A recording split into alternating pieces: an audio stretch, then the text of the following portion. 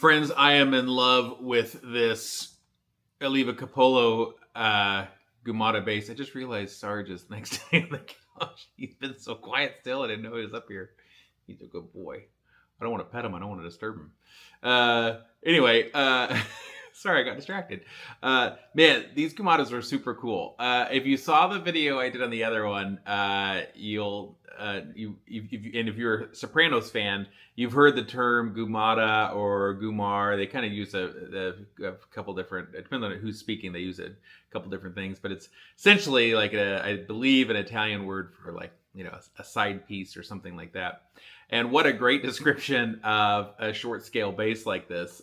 Single pickup, short scale, 32-inch scale bass. It's, for most people, it probably isn't their everyday instrument, but holy cow, it is so much fun to get to play an instrument like this. And it just brings out this other side and aspects to your playing. So let's go over the specs of this one real quick. This is a very, very, very special instrument. So when these two Goomahdas that I have, the cherry red one and this one, they're both kind of inspired by the Gibson Les Paul Jr. kind of theme. That's sort of what Jimmy had rattling around in his head. And the shapes of the body shapes are just something that he drew. He drew out these shapes, so these are original to him. And this one in the TV yellow is just a gorgeous, gorgeous finish. A couple of fun facts about it. So it's an Oberche body, which is kind of like mahogany but lightweight. This Rosewood fingerboard actually came out of a private stash that Grover Jackson had. This fingerboard wood probably goes back to like the 60s. So this is like a really premium aged fingerboard wood. That's just a crazy thing to have access to that Jimmy was able to get. The Pearloid oval inlays are all hand cut by Jimmy in Alabama.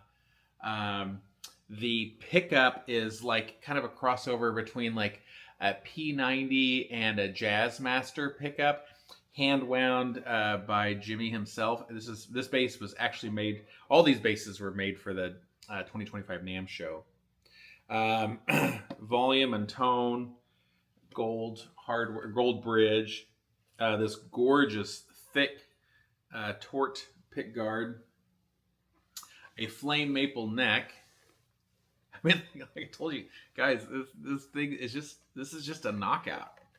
And then black headstock. Exposed tuning machines. Like it's just a gorgeous, gorgeous bass. Currently strung up with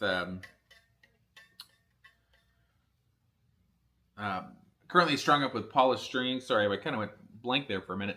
In case you haven't noticed, I still don't have power. This is like day 3 of no electricity. So your buddy Donovan over here is starting to lose it. The tornado came through a few days ago. Fortunately, like I said, no one was really hurt. I mean, I certainly had nothing wrong over here other than just no power. So kind of coping with that. But yeah, this thing just absolutely stunning. I love these. I love the feel of a short scale bass.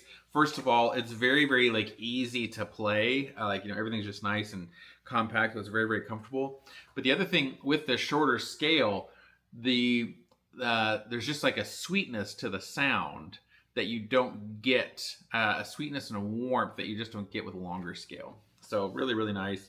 On the track that I made for this bass, that you'll hear it if you watch the other video, the bass line for that, it like pretty much, I always do this, but the bass line was played on this bass. I don't usually record a video of me playing the bass line, but that was played on the bass, and then a little bit of noodling over the top just so you can hear it. The only time I don't play bass lines is if it's something that's like obviously like a keyboard synth bass or something like that. But if you hear a bass guitar in the background as a bass line, it's played on the instrument that's being featured in that video. You can also tell because it's probably somewhat subpar playing that doesn't quite line up with the drums, right? That's how you know it's me for sure. In my defense, part of the issue of lining up with the drums too is the what I'm using to record on. There is a little bit of lag, and so it's very difficult sometimes to line up with Drums, right. Oh my gosh. Anyway, enough about that. Friends, if you'd like this bass, head over to FretSpot.com. If you see it on the site, it's available. You can grab it and snag it before someone else does or before I decide to keep it for myself. If you don't see it, it's already been sold.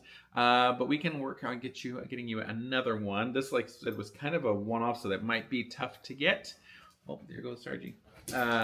But we can always try. So email me at Donovan@FretSpot. We'll see what we can do. And yeah, friends, hope you all are well. Thanks again for watching. Take care. See you in the next one. Bye-bye.